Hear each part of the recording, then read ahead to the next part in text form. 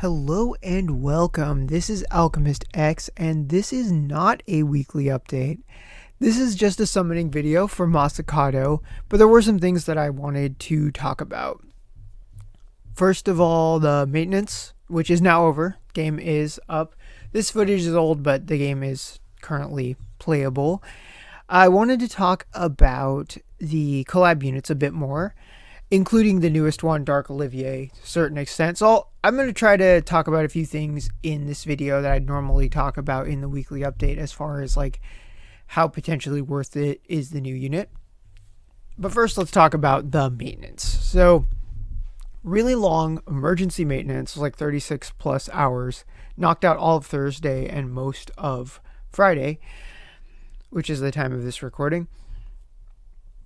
So I'm not sure what that was about. As far as I know, no cause has been determined. Just some speculation that maybe like the port raid was broken or something like that. But otherwise, no idea. The compensation has been released as well for that, and that was actually pretty nice. 2,500 gems, 25 rainbow soul shards, a 10 5-star unit ticket, and 10 5-star memento ticket. And according to what I read on Reddit, people have gotten limiteds from them as well, so that's kind of cool. I'm going to do all of that at the end of my weekly update video proper, just that seems a little more fitting. So yeah, all in all, it sucks that couldn't play the game for a while. Kind of mysterious circumstances. I've been playing the game for about 3.5 years. I've never seen unplanned emergency maintenance before, so here's hoping that that does not become a trend, but at least they are figuring out how to properly compensate not being able to play the game, because, you know, you miss out on like the login bonus you can reclaim. You can't reclaim the daily quests lost, so you can miss one per day and still get all of the rewards, or per week, rather. You can miss 1 day per week if you do all of the other ones the rest of the days, and you can still get all of the rewards, including the rainbow shards. So potentially you could come out of this with more rainbow shards than normal, but the gems are a little bit offset. But I mean, you wouldn't get 2,500 in a day, so technically they compensated for that as well with a little extra. So yeah, that's all I've really got to say about the maintenance. So for Dark Olivier, just real quick, if you're interested in getting her, and I'll say this again on the banner overview tomorrow, but everything that I said about Masakado as far as like the best way to obtain them is going to also apply to Dark Olivier, because she's also in the Louis shop.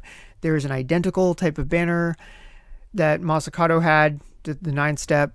I think that's a little bit more preferable, especially if you've been stacking discount tickets, because it would be 2,000 gems cheaper than Masakado got just because of the one extra discount ticket.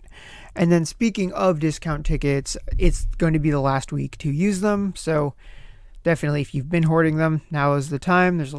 Looks like there's a pretty good decent amount of things to use them on. Like me personally, I think I'm just going to go for the memento. It seems like a little bit overkill for Masakado, just because, you know, he does his support job fine without the memento, and a lot of it's just like all attack and slash mod. But since I got so many shards of him, seems like a good thing to do. I mean, it hasn't happened yet in the video, but, you know, one way or another, it's a foregone conclusion that I'm going to have him. So I figure speaking about it in such a way is not really spoilerific in any way. And then another thing that I wanted to talk about, which I'll probably use the remainder of this video to talk about, is the other units in the collab and how worth raising they could potentially be based on, you know, what your situation is. I got a really good question in the last weekend updates about, or weekly update. Weekend update is an SNL thing. That's not what I do. But I had a really good comment / question about Merlinus, because Merlinus is really excellent. She's been around for a long time. She was really easy to get when she first came out, as well as this past week. So having her is fairly common. How enlightened she might have been is going to vary based on people's otherworldly enlightenment shards. But I will say this. If you do not have Dark Mira, and you do not have Emrys, or you don't have them raised, or don't have their mementos, whatever reason you can't get them to being really good damage dealing water magic units, then I would say Merlinus is definitely worth raising. because while she doesn't have the debuffing capacity or the self-buffing capacity to the same degree as the other two, in the context where she would be the most good to have, which would be against like big fire bosses in some kind of raid situation, that there are support units for that. Just buff her M attack with Letitia. You could buff her magic modifier with Elizabeth. You can debuff enemies other ways, so just have her concentrate on dealing damage. The move that sets up her conditional damage got its cast time removed, and just in general, it seems like they raised her stats a little bit.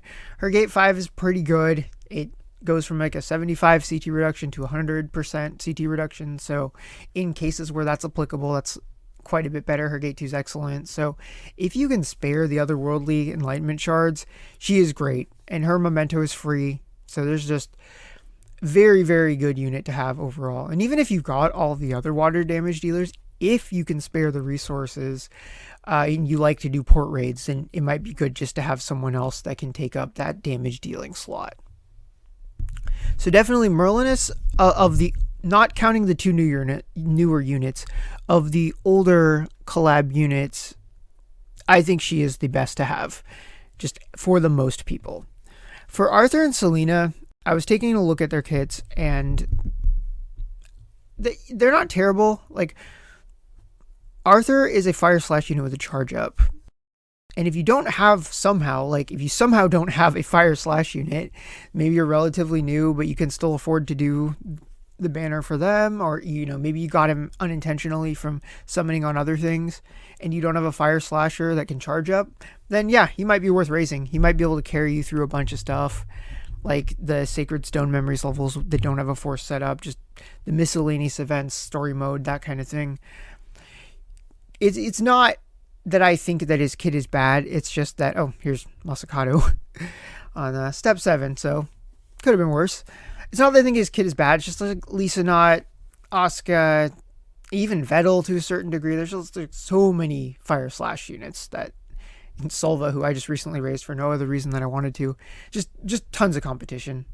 Now, Selena doesn't have that problem because there's really not much in the way of P-Defense scaling water units. So you probably don't need her for the most part, but if you're fond of P-Defense shenanigans, then I would say could be worth it. And then in Lunaris, if you need Dark Pierce, that could be pretty good.